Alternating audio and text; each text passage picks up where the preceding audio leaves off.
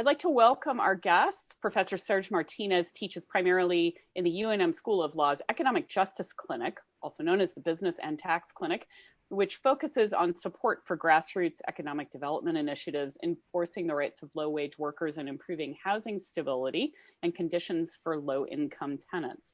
Chuck Sheldon is the CEO and president of the Sheldon Company, TNC Management Company, and Enchanted Properties Construction Company. He's former president of the Apartment Association of New Mexico and owns or manages a total of about 1,700 units. Thank you both for joining us. Thank you. It should be safe to say that it's in the best interest of both tenants and landlords to have a good relationship where buildings are safe and well maintained, rent is reasonable, and renters are responsible tenants and pay rent on time. Some renters, for a variety of reasons, are not able to pay rent when it's due. And right now, the COVID-19 pandemic is causing more problems with unemployment and other woes. And there are concerns we're going to see a huge wave of evictions as federal help for renters has declined, or for taxpayers. Right now, there's still a moratorium surge on evictions here in New Mexico, but that is set to expire soon, and it doesn't apply to all renters. What do we know about when these moratoria will end? Yeah, the federal moratorium ended about a month ago and required a 30-day notice, which I think today actually is the 30th day. Mm-hmm. So the federal protections are effectively over in terms of moratoria. The state Supreme Court issued a stay on physically performing evictions in certain cases. And that has been in place since March, and it's in place until further notice. We don't have any indication from the court when that will be lifted or how long it'll be in place. So does the state moratorium from that the Supreme Court oversees, does that apply to everyone? It applies to renters who are facing eviction specifically for non-payment of rent, who can show the court that they are experiencing financial hardship that makes it unable for them to pay the rent. Okay. So not everybody. Okay, because people are evicted for a variety of reasons. So how many more evictions do you expect to see in the coming months? I mean, that's the $1 million question. I expected to see a lot more over the previous months, and we were able to. Federal stimulus and other measures were able to sort of stem that. Now that the stimulus is gone and the unemployment insurance bump has gone away, I anticipate seeing more folks unable to pay the rent and the resultant increase in evictions. What the actual number is anybody's guess, right? The numbers of folks who have instability in their ability to pay rent is skyrocketing, but it's not in anybody's interest to have huge amounts of evictions and wave after wave. So what we'll actually see it's really completely unknown at this point. You say here in New Mexico, the courts have a super fast eviction process. Why is that? New Mexico we have a statute that says eviction cases have to be heard by the court within 7 to 10 days. And there's room for pushing that out a little bit, but not a lot of room there. And so, in a situation where if a tenant can't pay their rent and the landlord gives them a 3-day notice, after those 3 days are up, the landlord can start a lawsuit. And so inside of a couple of weeks, you can find yourself facing an eviction. And the process moves very quickly, which unfortunately leads to, it doesn't give time for folks to maybe find other resources or find ways to get the rent if there's a one-off reason for them not being able to pay it that month or whatever. And so the speed with which the process moves really prevents a lot of taking stock and doesn't give you a lot of breathing room. So even there's still a moratorium, people can still get a judgment of eviction. Why is it important to avoid that, even if you can't be turned out physically from your apartment right now? Right. So getting a judgment of eviction is unequivocally a bad thing. It's another landlord. The next place you try to go, right? If you want to move to a new place, the landlord is not going to look favorably on that. It can actually disqualify you for certain subsidies and other forms of, housing assistance.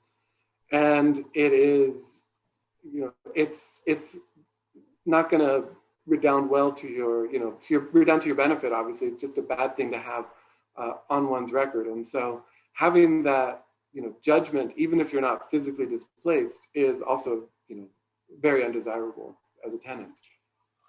Chucky said the landlord-renter relationship works best when everybody interacts as citizens. How can a landlord or a property manager or owner best work with tenants?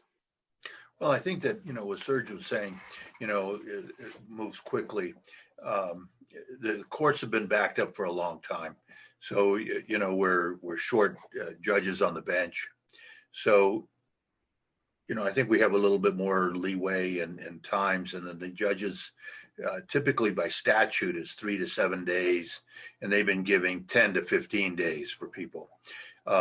So, it's been up to the jurisdiction of the judges, but it behooves us to work with the tenants and have a communication with the tenant as to, they're struggling. How can we help them? And, if you call me after your rent's due and you haven't done anything to mitigate that, then it's very difficult, right? Because the banks, when I look at the banks, they require their payment on the 5th, and there is no leeway, right?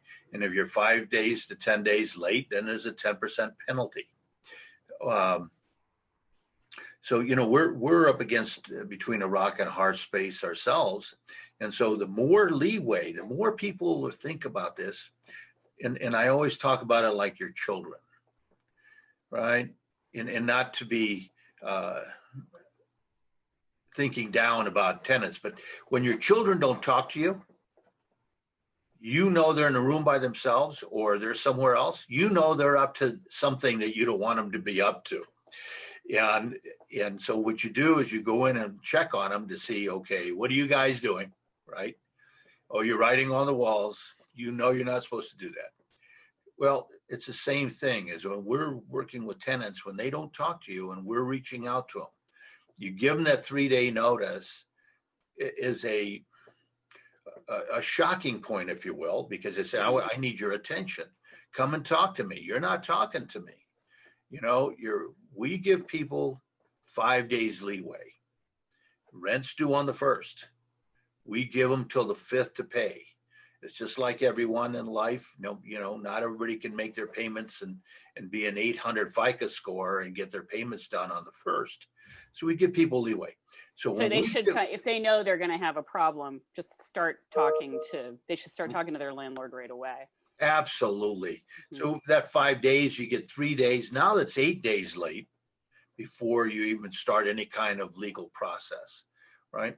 And it's usually around the 10th of the month. So then, that's 10 days before you start a process.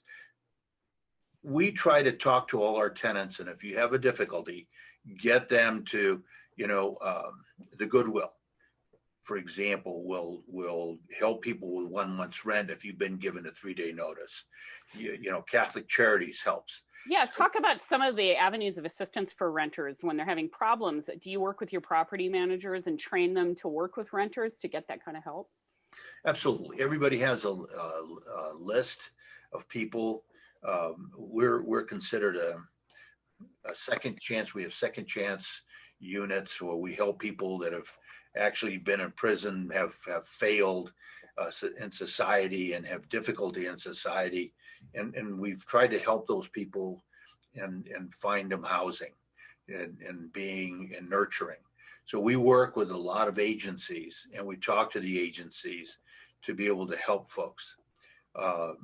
We also have market properties where, they don't take the, people that have had some difficulties. And so we have a blend. So we are very versed in helping tenants get help. What's amazing to me is some of the folks won't reach out to get the help. Okay. You can take things to them and say, call these.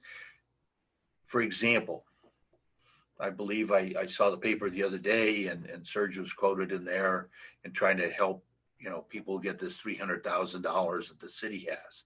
Mhm. Well, I called 311 right away, and I said, okay, what's the process? Well, the process, like everything, is lengthy, and you have to apply, and you have to show you have, paid your taxes, and you have to show that you can't eat anymore. So, most people won't go through that process to apply. So is this, I was going to bring up this $300,000, the city's coronavirus relief money they've made available for eviction prevention. Is this just a temporary solution? Is there a downside to this kind of aid? There's no downside to providing, assistance. I think it's not, based on the numbers that we anticipate, it's not going to be able to prevent or help everybody who's going to be in need. And as Chuck was alluding, these programs aren't always nimble and able to work. So I advocate for slowing things down on the eviction side, but also for making more funds available and assistance available and speeding it up, making it right, because nobody can wait a long time, especially landlords have their operating expenses, and I get that, right? So saying let's all just wait for ages while government agencies and bureaucracies slowly move into action, that's not a real viable solution given the speed with which these things happen. But it's a recognition of the need for rental assistance to benefit renters, landlords, and everybody, and an understanding of this is a real issue. And it was an issue before March. It will continue to be an issue: affordable housing and rental instability. Well, we unfortunately have to wrap up, but it seems clear that this pandemic has brought forward long simmering issues that we have to solve around housing and affordability. So we hope both of you will come back, I'm sure there will be more to talk about